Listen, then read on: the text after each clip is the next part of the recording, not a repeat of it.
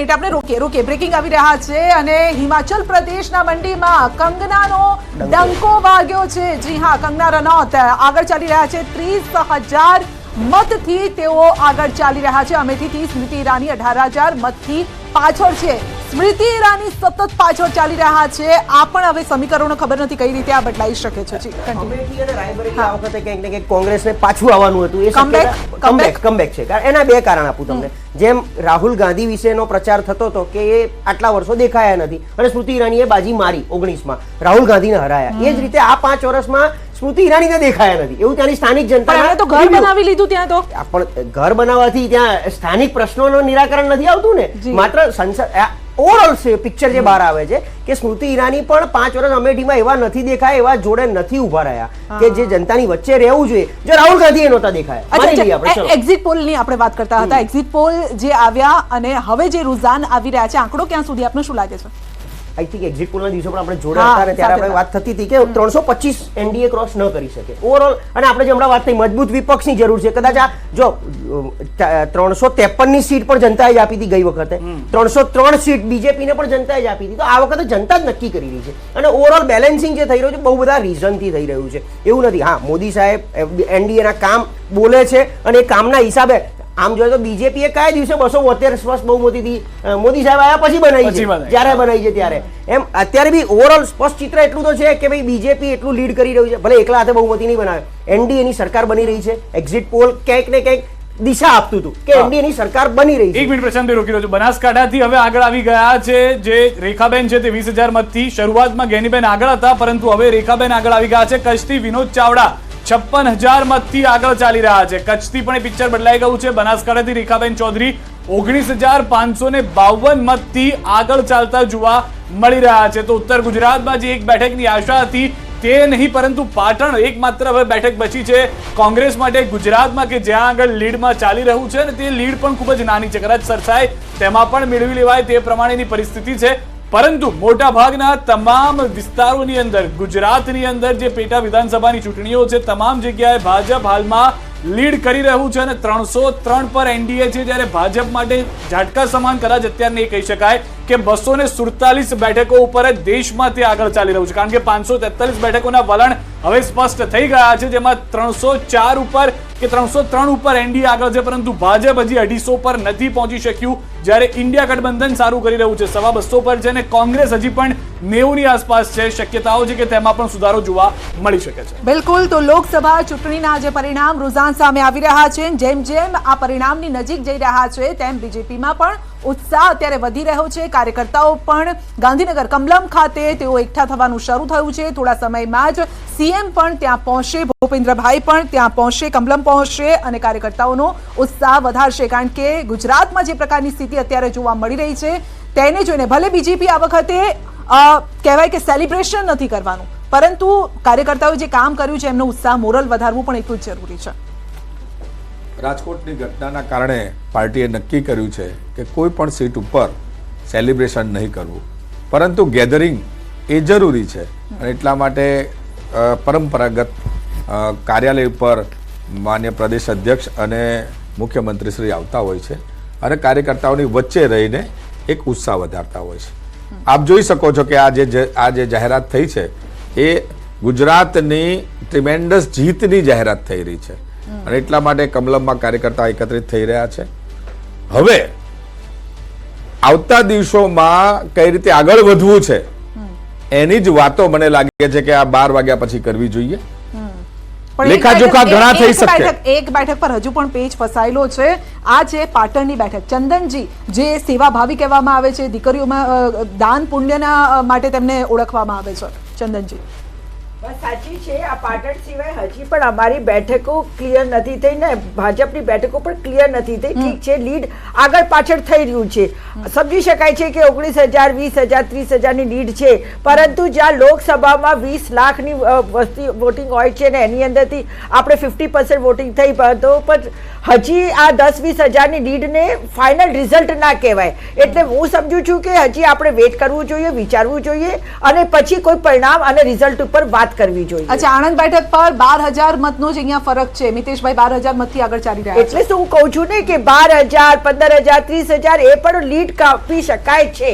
એવું અચ્છા. નથી કયા રાઉન્ડ ક્યારે ખુલે છે, કયા બૂથો ખુલે હા, છે, એના ઉપર જી. ઘણું બધું દારોમદાર હોતો હોય છે. તો લોકસભા પેટા ચૂંટણીની ખબરોમાં વધુ એક જાણકારી. સવારે 8 વાગ્યાથી 11 વાગ્યા સુધી સતત મહા કવરેજ ન્યૂઝ 18 ગુજરાતી પર આપ વિધાઉટ બ્રેક જોઈ રહ્યા છો.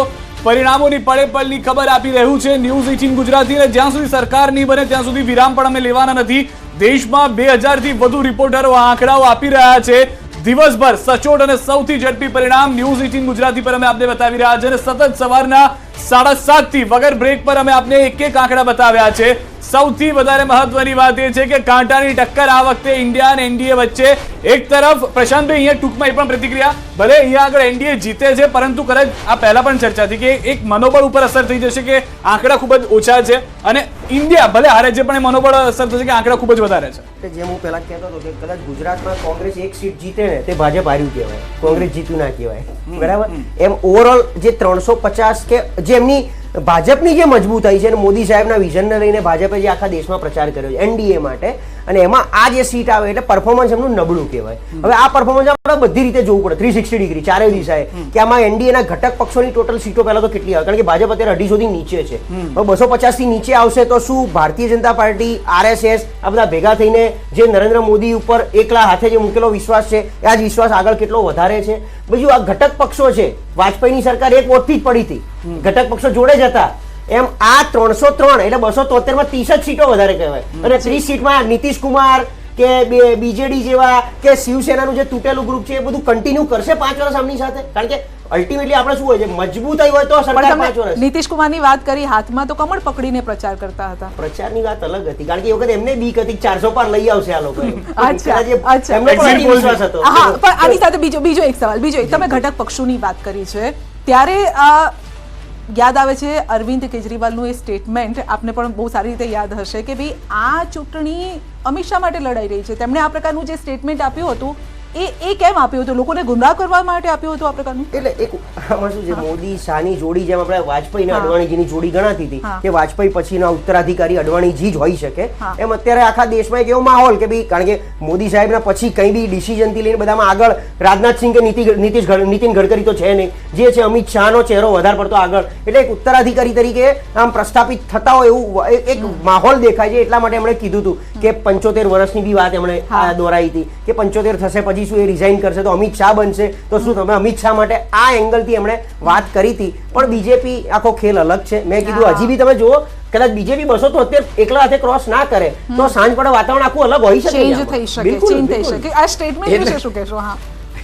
આ વિષય રાજકીય વિશ્લેષક તરીકે પ્રશાંતભાઈ ખૂબ સરસ રીતે મૂકી બધાને મજા લાવી શકે છે, પણ આ મજાનો વિષય નથી. બહુ સ્પષ્ટ કહું છું કે ભારતીય જનતા પાર્ટીની સ્પષ્ટ બહુમતી આવશે અને એટલે જ કહું છું સ્પષ્ટ બહુમતી. પીએમ મોદી હોઈ શકે ને, એમ સ્પષ્ટ બહુમતી થાય. ચર્ચા છે 272 સીટો આવે એટલે ક્લિયર થઈ ગયું. પણ એનડીએ સરકાર એનડીએ બને છે પણ પીએમ મોદી સાહેબ હશે કે મારું એવું છું કે બનવું છે. 272 આવે એટલે એક લાગે વાત કરે છે. પછી સાથી પક્ષોનો સહયોગ લેવાનો છે. પણ તમે જે કહો છો એવું કદાચ નહીં બને, એ થોડી વહેલી વાત છે. ઓકે. ભારતીય જનતા પાર્ટી 395 કે 400 ની સુધી પહોંચશે આવો મારો આશાવાદ છે. એનડીએ મારો આશાવાદ છે. અને આ પરિણામો જ્યારે પૂર્ણ થશે ત્યારે ચિત્ર આપ જોઈ શકશો. ઠીક છે, સૌરાષ્ટ્રથી અપડેટ મળી રહી છે. અંકિત પણ અમારી સાથે જોડાઈ ગયા છે. અંકિત સાથે સીધી વાત કરીશું. અંકિત, જે રીતનો માહોલ હતો, જે રીતનું કવરેજ અત્યાર સુધી કરવામાં આવ્યું છે, સૌરાષ્ટ્રની અંદર આખો માહોલ હવે મતદાનની સાથે અલગ જોવા મળી રહ્યો છે, મતગણતરી સાથે.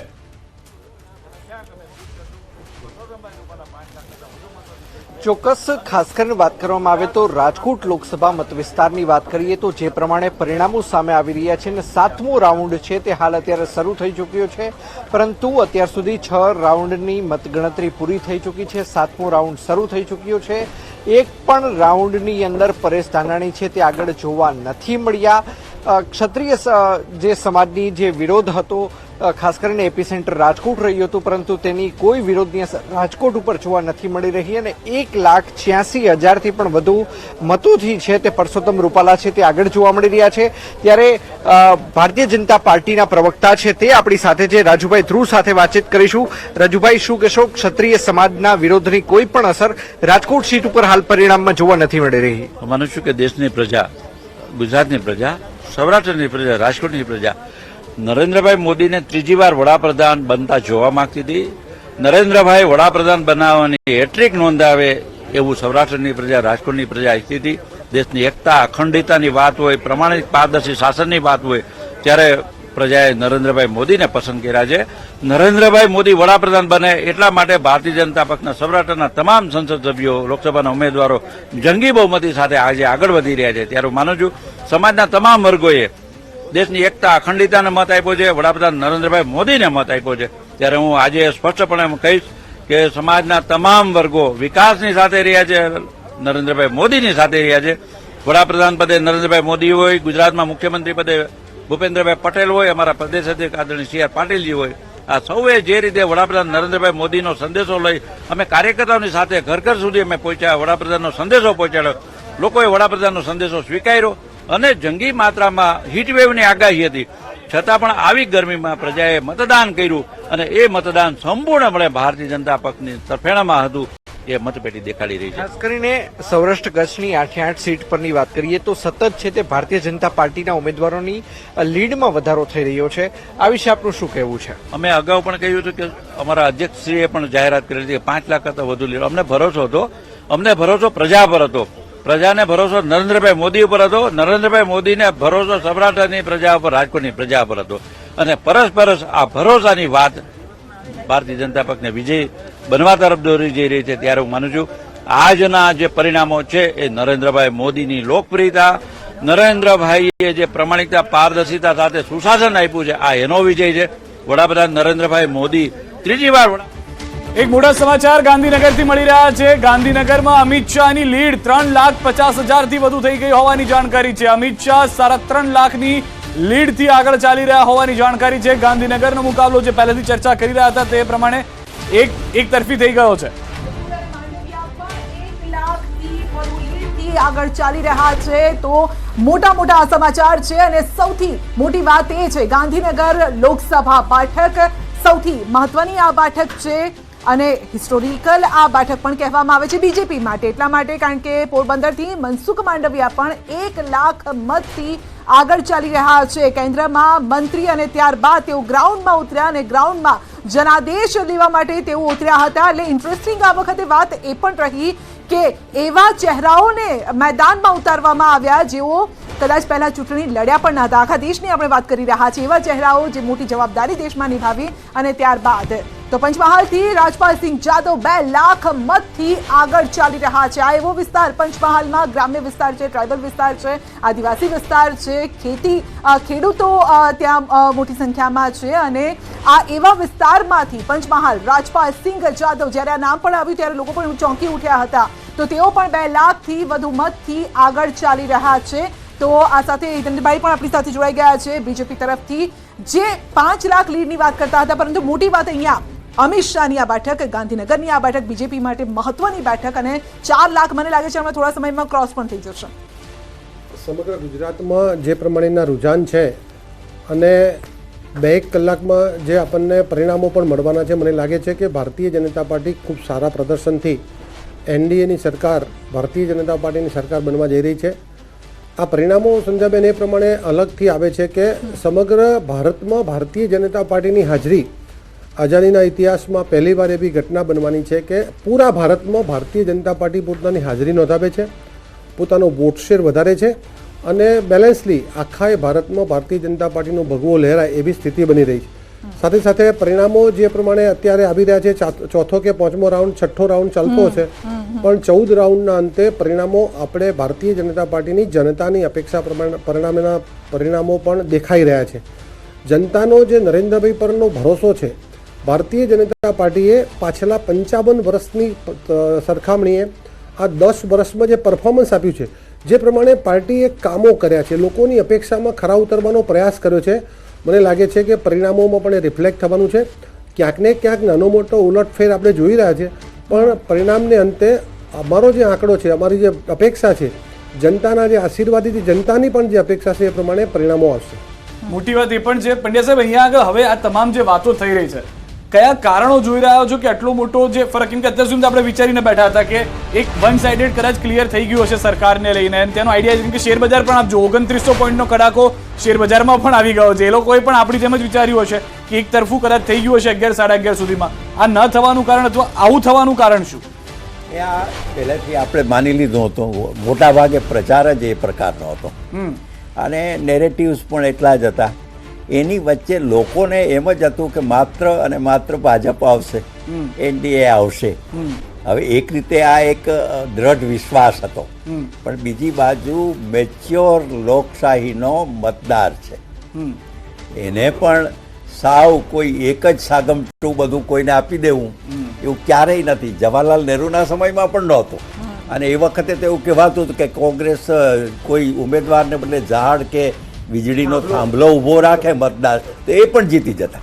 હવે એવા સંજોગોમાં પણ પાર્ટી લોકોએ ધીરે ધીરે આ જો ભાજપ 1952થી શરૂઆત કરી, શરૂઆતમાં સર એક મિનિટ માટે રોકી રહ્યો છું. વિધાનસભાની પેટા ચૂંટણીના હાલના વલણમાં ભાજપનો દબદબો સ્પષ્ટ જોવા મળી રહ્યો છે. 5 બેઠકોની પેટા ચૂંટણીમાં હાલ ભાજપ ઉમેદવારો આગળ ચાલી રહ્યા છે. ગુજરાતની આ વાત કરી રહ્યા છે. પોરબંદર, વિજાપુર, માણાવદર પેટા ચૂંટણીમાં પણ ભાજપના જે ઉમેદવારો છે તે આગળ ચાલી રહ્યા છે. તો ખંભાત અને વાઘોડિયામાં પણ તે પ્રમાણેની પરિસ્થિતિ જોવા મળી રહી છે. તો સ્પષ્ટ થઈ ચૂક્યું છે કોંગ્રેસથી આવેલા 4 ભાજપ ઉમેદવારો હાલ આગળ ચાલી રહ્યા છે કે જેઓ ભાજપમાં જોડાયા અને ફરી એક વખત ચૂંટણીમાં મેદાનમાં આવ્યા હતા. તમારી એ જ વાતને આગળ વધારું કે આ જે વિધાનસભા પેટા ચૂંટણીઓમાં જે કોંગ્રેસના લોકો હતા એ આવ્યા છે.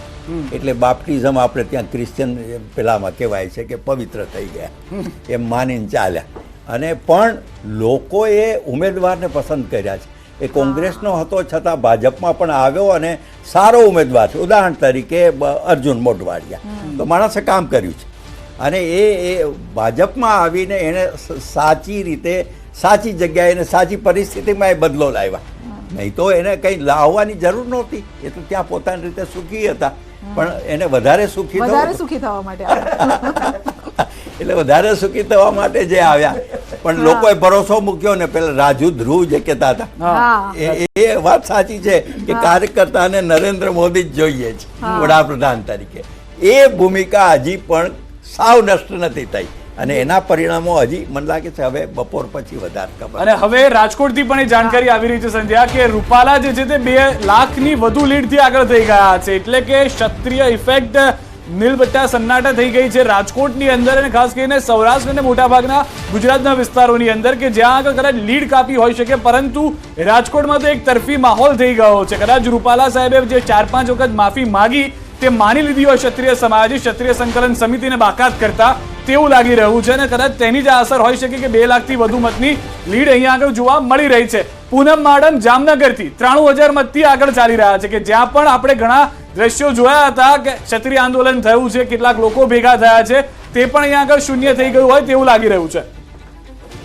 તો બિલકુલ ક્ષત્રિય આંદોલનની કોઈ અસર અહીંયા વર્તાઈ નથી રહી, જેનું એક ફેક્ટર એ પણ છે કે મોટી સંખ્યામાં એટલે મતમાં પરિબળ જીત હાર નક્કી કરી શકે એટલી સંખ્યા એક ક્ષત્રિયોની આ વિસ્તારમાં નથી. એ પણ એક મોટું અહીંયા ફેક્ટર હોઈ શકે છે. 5 બેઠકની આપણે વાત કરીએ, વિધાનસભા પેટા ચૂંટણીની આપણે વાત કરી રહ્યા છે, ત્યાં પણ બીજેપી આગળ છે. પરંતુ હમણાં જ થોડા સમય પહેલા જ એક એક્સપર્ટ આપણી સાથે હતા અને તેમણે કીધું હતું કે ભલે બીજેપી અહીંયા જીતી હોય પણ હું તો એમ કહીશ કે કોંગ્રેસ જીતે છે, કારણ કે જે જીતી રહ્યા છે કોંગ્રેસમાંથી ગયેલા છે અને એ લોકો જીતી રહ્યા છે, એટલે એ ચહેરા જીતી રહ્યા છે. માટે એમણે એવું એ કમેન્ટ પણ આપી હતી. ગુજરાત વિધાનસભાની આ પેટા ચૂંટણી કોંગ્રેસે એ જ સંતોષ માનવો પડે હવે. કયો સંતોષ? કે ભાજપમાં ગયેલા અમારા જ છે, અમારા જ છે, બરાબર. અને એ જ સંતોષ માનો. પણ સિમ્બોલ તો બીજેપી નું છે ને, સવાલ એ છે. ચૂંટણી પહેલા આપણને એમ થાય જે રીતે ભાજપ આક્ષેપ લગાવે આ ભ્રષ્ટાચારી જે આવા છે તેવા છે, એટલે ચૂંટણી પછી આ બધા જેલમાં હશે, પણ ઓરિજિનલી ચૂંટણી પછી બધા ભાજપમાં હોય છે કોંગ્રેસીઓ. એ છેલ્લા કેટલાય ટાઈમથી આપણે જોતા આવ્યા છે. સી ઓવરઓલ કેવું છે કે બાય ઇલેક્શન હોય ને હંમેશા, અને અત્યારે ગુજરાતની પરિસ્થિતિ 156 બીજેપીના ધારાસભ્યો છે, 5 અપક્ષ બી લગભગ બીજેપીના જ છે. તો અને આવી પરિસ્થિતિમાં પ્રજા પણ આ બધું વિચારતી હોય કે આ 5ને જીતાડવાથી સરકારનો પલટો નથી થવાનો. આના આ જ લોકો છે, અમે જ ચૂંટીને મોકલ્યા છે, તો સરકારમાં બેસશે તો કદાચ વધારે સારા કામ કરી શકશે.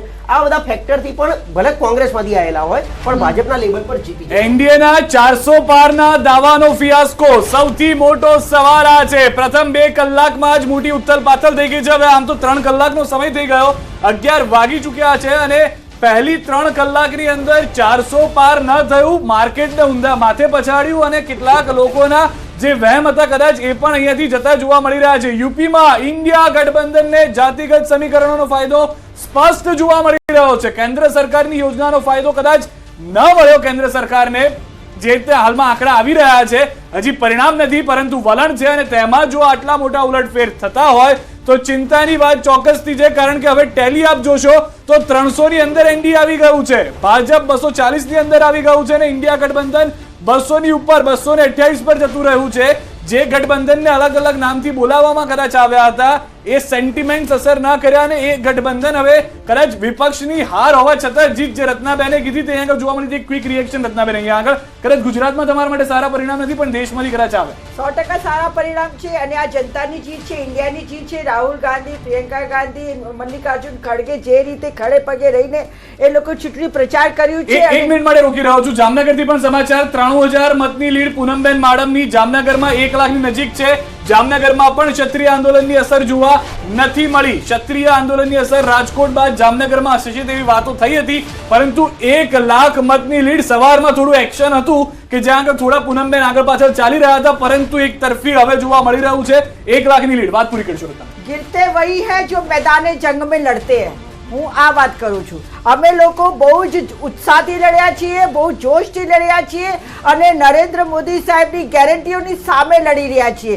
એટલે અમે લોકોએ જે પ્રતિસાદ આપ્યો છે, જનતા અમારી સાથે જે રહી છે એ બતાવી આવે છે કે જનતાએ ખરેખર તો એનડીએને અને ભારતીય જનતા પાર્ટીને નકારી કાઢી છે. ભલે જીતી રહ્યા છે પણ એ લોકો જીત્યા નથી, એ લોકોની જીતમાં હાર છે ને અમારી હારમાં જીત થવાની છે. ઠીક છે, અને આ જ રસ્તાકસી અહીંયા બનાસકાંઠામાં પણ જોવા મળી રહી છે. રેખાબેન 8,000 મતથી અત્યારે આગળ ચાલી રહ્યા છે. સવારે જ્ઞાનીબેન આગળ ચાલી રહ્યા હતા, એટલે આ પણ સતત 8,000 મત. જેવી રીતે આપ પણ કહી રહ્યા હતા કે આ મત એ મત ન કહેવાય, જીત હાર નક્કી પણ ન કરી શકે. કદાચ નેક્સ્ટ રાઉન્ડમાં એ પાછળ પણ થઈ જાય અને જ્ઞાનીબેન આગળ પણ થઈ જાય. અર્જુન મોઢવાડિયા 50,000 મતથી આગળ, આ પણ એવું મોટું માર્જિન નથી. દાદરાનગર હવેલીમાં કલાબેન પણ કંઈક ઉલટફેર અહીંયા સર્જી શકે છે. શેર બજારમાં 3800 પોઈન્ટનો કડાકો જોવા મળ્યો છે. જે ગઈકાલે ઇન્વેસ્ટર્સ જે હતા હરખાઈ રહ્યા હતા, આજે ઊંધા માથે પછડાયું છે શેર માર્કેટ અને જેનું રિફ્લેક્શન એટલે કે આજે આંકડા આવી રહ્યા છે, આજે પરિણામનો દિવસ છે ને જે રુઝાન આવી રહ્યા છે ને જેમાં ઇન્ડિયા ગઠબંધનના પોઈન્ટ્સ જે રીતે આગળ વધી રહ્યા છે એની જ આ અસર અહીંયા માર્કેટમાં પણ જોવા મળી રહી છે. નિફ્ટીમાં 1150 પોઈન્ટનો કડાકો જોવા મળી રહ્યો છે. મજબૂત ટક્કરના કારણે બજાર પણ અત્યારે કક્કડ ભૂસા મજબૂત ટક્કર માનો છો જે આંકડા છે એમાં. સંજયબેન, આમાં ભારતીય જનતા પાર્ટીએ જે પ્રમાણેનો અત્યારે આપની ટેલીમાં જે ફિગર બતાવવામાં આવે છે, મને લાગે છે કે આટલું સારું પરફોર્મન્સ સતત ત્રીજી વારની સરકારમાં પ્રો ઇન્કમ્બન્સી સરકાર તરીકે મને લાગે છે કે ભારતની રાજધાની રાજકીય ઇતિહાસમાં પહેલી વાર હશે. અને 1984 પછી સ્વતંત્ર સરકાર 14માં બની પછી સતત ત્રીજી વાર આ સરકાર બને. આજે પણ ભારતીય જનતા પાર્ટીની સરકાર એકલા હાથે બનવા જઈ રહી છે.